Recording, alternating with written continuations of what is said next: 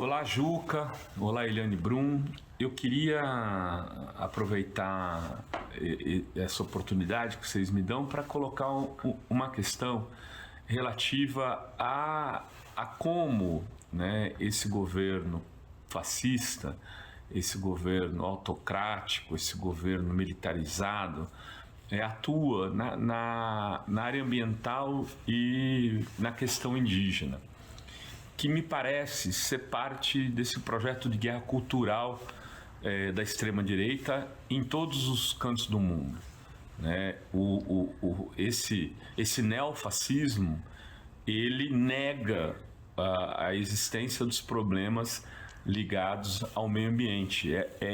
Isso não é algo específico do Brasil, isso não é uma particularidade nossa.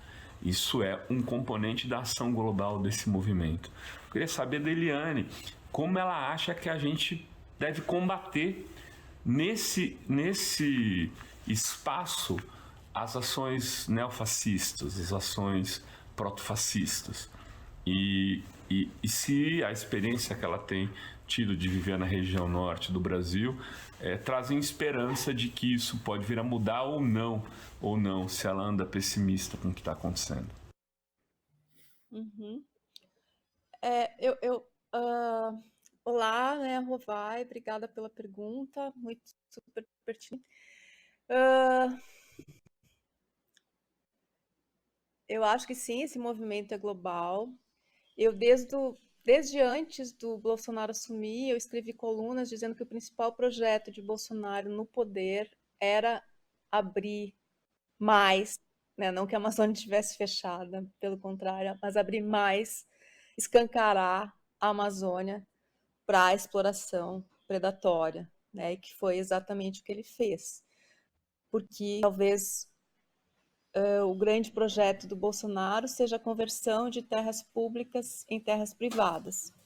E as terras públicas, elas são as terras indígenas, né, que são terras públicas, terras da União com usufruto dos indígenas. E por isso quer dizer que os indígenas devem poder vender, devem poder arrendar, devem poder fazer o que querem. Por quê? Porque ele precisa aqui transformar essas terras que são públicas, que são da comunidade, que são coletivas, que são de todos nós, em terras privadas, para que essas terras vão para o estoque de terras privadas e vão para as mesmas mãos que desde as capitanias hereditárias possuem, né, se apropriam do Brasil, né? Esse é o grande projeto dele e ele sempre se moveu por isso, né, a serviço das corporações, né? Olha a quantidade de agrotóxico que esse governo aprovou, né, de veneno. Então, esse é o projeto maior, na minha opinião, e sempre, para mim, sempre foi claro que esse sempre foi o grande projeto dele, por isso que a gente vive uma destruição sem precedentes agora. Todos os anos de Bolsonaro foram sem precedentes, mas agora ele está no tudo ou tudo mesmo, porque a reeleição não está garantida. Então, assim, os próximos meses já está terrível, os próximos meses mais terríveis ainda. Então, a nossa luta hoje, acho que precisa mudar, assim, a chave, que era o que a gente estava falando sobre negacionismo, a chave dessa luta. A gente está lutando hoje não por um modelo de mundo como foi no século XX, por exemplo, assim, né? A gente não está lutando por uma que se chamava das grandes utopias, né? Por um modelo de sociedade que seja mais solidário, que seja mais igualitário. É claro que a gente está lutando, mas a gente está lutando pela nossa própria sobrevivência. O que está hoje não tem nada maior no horizonte do que a nossa própria extinção. E aí é que está, né, um grande nó, que é a gente não consegue enfrentar o risco da nossa extinção ou de uma vida muito hostil, né, para as gerações que já estão vivas nesse planeta, sem mudar radicalmente o tipo de sociedade que a gente vive. Né? Sem mudar um outro tipo de gente. Oi. O agro é pop? Não, o agro não é pop. O agro é criminoso, né? Esse agro que se diz pop é criminoso.